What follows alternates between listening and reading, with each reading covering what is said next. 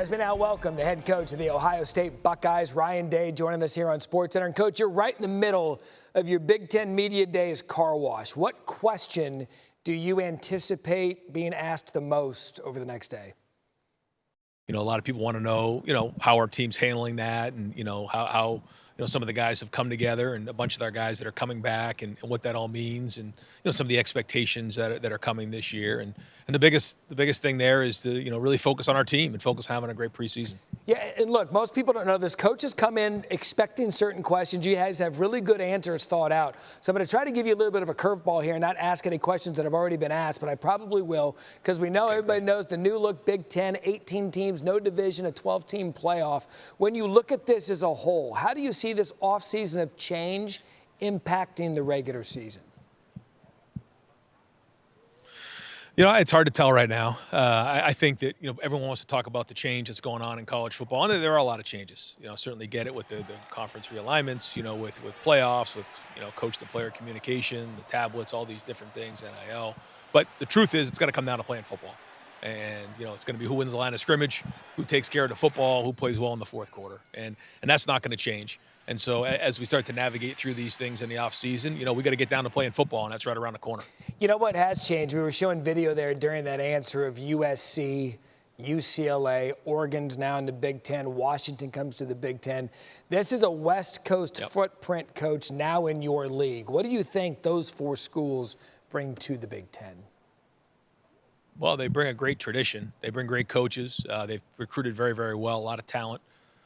We go to Oregon this year, and that's going to be a great challenge. Our team's excited for, but great programs. And it also brings, our conference coast to coast. And so it helps us in terms of exposure in recruiting, and allows us to play in some of the best, environments in the country. Look, as we sit here today, 39 days until your opener against Akron, this year's roster has been mentioned by most as among the most talented in the country. You know this roster inside and out. How would you assess your team entering the season? Well, it started with about 10 to 12 guys who had an opportunity to go in the NFL, who decided they wanted to come back and leave something behind at Ohio State. And that was the start of it all. We wanted to get the right people in the right seats. We infused that with a few guys in the portal, a few guys in recruiting, made a few changes to the coaching staff, and made sure that we had the right guys in the right seat. And as we head into the preseason coming off the summer, we got a team that has urgency. We got a team that walks around with purpose.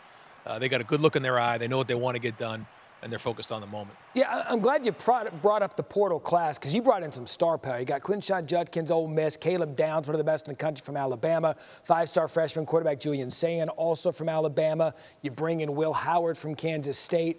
And, Coach, as you know, in the past, Ohio State was really about recruiting five stars out of high school, develop them into big-time college football players. Did you change your approach at all to getting really active in the portal?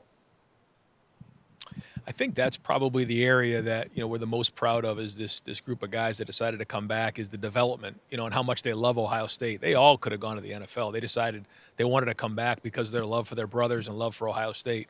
But in today's day and age, we have to make sure we're on the forefront. And, in the portal, there were some holes that we needed to fill.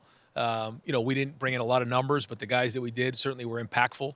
And they've immersed themselves into our program very, very well. And they already understand quickly what it means to be a Buckeye and what it means to be part of the brotherhood. And this team has a good look in their eye. And so it's a fun group to be around. Speaking of offseason star power, enter Chip Kelly, your new offensive coordinator, a mentor of yours in your early coaching days. What has Chip brought with him to you in Columbus? Experience, somebody that I'm familiar with and trust, with my life, and that's a big deal. Turning over play calling is not something that was easy for me, but to do it to somebody who I've, I learned under, I played for, I coached under, and now I'm working with, certainly his experience is one of the best play callers and best offensive minds in the history of the game. And now he has an opportunity to find what that looks like for Ohio State as we reach our goals this year. All right, take me to game one. You give up your play calling. Chip's calling ball plays. How much of an itch or a scratch are you going to have to want to make the play call, knowing that's all you've ever done? No, that's definitely going to be there for sure. There's no question about that.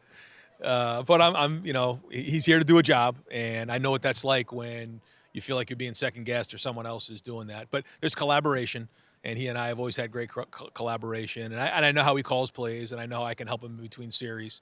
But I also need to do a good job of making sure I help him with what's coming down the road. In this conference, what's coming down the road with our players, just because of my experience at Ohio State in particular. Yeah, and look, he's always been good with quarterbacks. We can go through his lineage, as have you. We can go through your lineage at Ohio State. How important will this year's quarterback decision be to the big picture of your upcoming season? Yeah, very important. We all know that the quarterback is what drives, the entire bus. And, we have a good group. We have depth in that room. You have a feeling we're going to need everybody. They all can run. They all can throw. They're all very intelligent. It's a good group. They're very, very competitive. And, the offensive and defensive line set the tone, but the quarterback certainly is going to be the one that drives the bus. And it's going to be a very important part of our journey this season. And whoever the quarterback is going to be throwing to a talented true freshman in Jeremiah Smith, a 5-star. And, Coach, I've got buddies that went to Ohio State. Galloway, he talks about the receiver and all the good receivers that have come through there. Garrett Wilson, Chris Olave, et cetera. Jackson Smith and Jigba, Marvin Harrison Jr. There's whispers of this kid Smith. Give me a word to describe him from what we're hearing being amongst the elite already. Yeah, we're just gonna wait and see on this. He hasn't even taken a snap yet, so we're gonna wait and see. But it's quick. That doesn't take long to figure out when you watch him practice how special he is and how special he can be. And I think his impact's going to be felt pretty quickly. Okay, good. I'll tell the rest of the media, let's just tamper the expectations of another great Ohio State wide receiver. We'll let him play a couple of ball games. We'll let you get on your way. Big Ten Media Days. Ryan Day with us here on SportsCenter. Coach, we appreciate your time and good luck this season. Thank you. Give me something. Try to shake around.